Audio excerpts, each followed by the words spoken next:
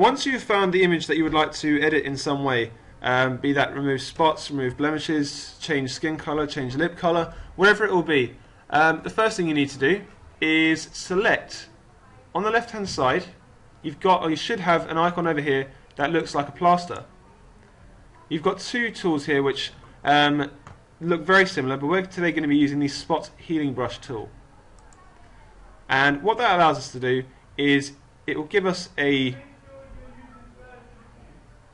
circular tool which we can then use, and you can see if I click over a spot on this person's face, what happens is that automatically it removes it, and it does this by finding very similar colours around that area and just filling that area in with that similar colour. So I'll do it again over here and again over here, and you can see that eventually what I'm doing is I'm removing loads of blemishes from her face.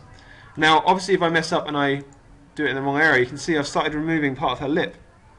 To undo anything you've done wrong, always just press Ctrl, Alt and Z. There are other things that you can improve in this picture. I mean, at the top of the forehead you may want to remove some of the shininess. Now if you try to use it using the spot healing tool, you'll see it works okay, but it doesn't really remove it that well. So what you can do instead is use the healing brush tool, and what this will allow you to do is you select a certain area of this person's face or of a certain image, and you press the Alt button on your keyboard, and then you draw around the area that you would like to copy. So as you can see, I'm just circling around an area of the face that I think the skin looks good. So now when I paint over, you can see that it's starting to fill in that area of the face with that colour, and it's removing that shininess on her head.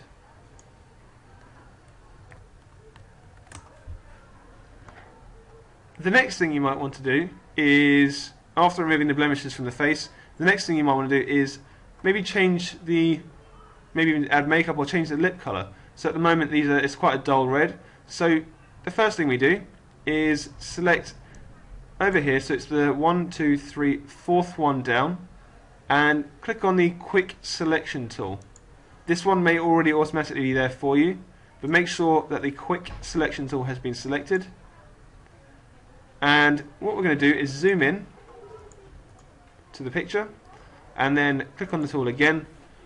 Now all we need to do is increase the brush size, so let's just make it maybe 20, and you can see if I select a certain part of the image, it's automatically selecting it for me. Just by clicking on it, it selects that certain area of the image.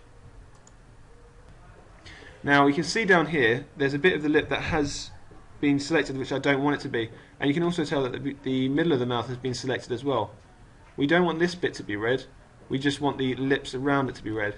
So to deselect a certain part of the image, you hold down again the Alt button on the keyboard, and you can see then the circle goes from positive to negative, and that means we can select a certain part of the image to remove it.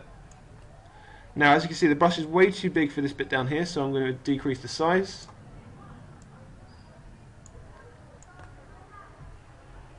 Once you've got all the bits you want, you need to go to Image, Adjustments, and then go to Color Balance. And you can see there, I can turn her lips very green, very pink, but like I said, all I want to do is just kind of exaggerate how red her lips are. So I'm just going to increase it a little bit, and press OK. And to get rid of the blinking lines, you just select any of these tools here and just click away, and there you go.